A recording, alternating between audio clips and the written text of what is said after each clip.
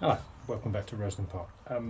With the weather being a bit erratic this afternoon, I thought I'd go and hide in the greenhouse and do some cuttings. It's a good time of the year, a little late possibly, but the unseasonably warm weather at the end of October has tricked me a little bit. But I'm going to do some cuttings of Arctotis, a form of African daisy. I picked some material to do this about half an hour ago. It's a good damp day, so it doesn't need putting in a bag or anything like that. And it's a really simple plant to take cuttings of. I use it in all the beds and borders across the site as a good filler plant, flowers and flowers and flowers, and it's a fantastic one. So if you give me a moment. Now, you will often hear when they say take cuttings, select a shoot without flowers. Arctotis is one of those plants that doesn't do that. All it really has is flowers and flowers and flowers and flowers. But despite the people saying get one without flowers, I've never had an issue. Just nip the flower buds off, cut them away. These plants will try and form more flower buds, they're that floriferous, while they're still a cutting and haven't even got roots yet.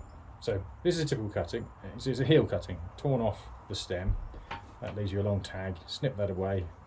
Sharp secateurs, in my case blunt ones, but these really are that robust that even a poorly cut cutting like this one, as you can see hopefully, remove the flower, dip in the root hormone, hole in the compost, stick it in, and it's really rinse and repeat. I mean, I've got lots of plant here, and again you can see here's the old woody growth. If you tear it off there, that forms a little heel. Strip back a few of the leaves. In this case, remove the old dead flower stem and the new one. This is a variety called Heidi, which is a lovely, you can probably see on this one, bright orange. I use it in our formal garden as a good counterpoint to all the purples and blues. Again, root powder, hole there, put it in. Not a lot more to it. These will stay in the greenhouse over winter. Now in a milder winter here in Cornwall in particular, Arctotis is hardy, but last year's winter, which was a bit of a beast, not the beast from the east, but beast enough, knocked a lot of them on the head. So these are a backup. They do become a bit woody in their second year, so it's always good to take new material. Gives you good compact plants. These will bulk up nicely. They really start kicking into growth with the increase in the daylight hours in the spring, and I usually end up with far more than I can know what to do with. As I spot them around the site, put them in planters, put them in exotic borders.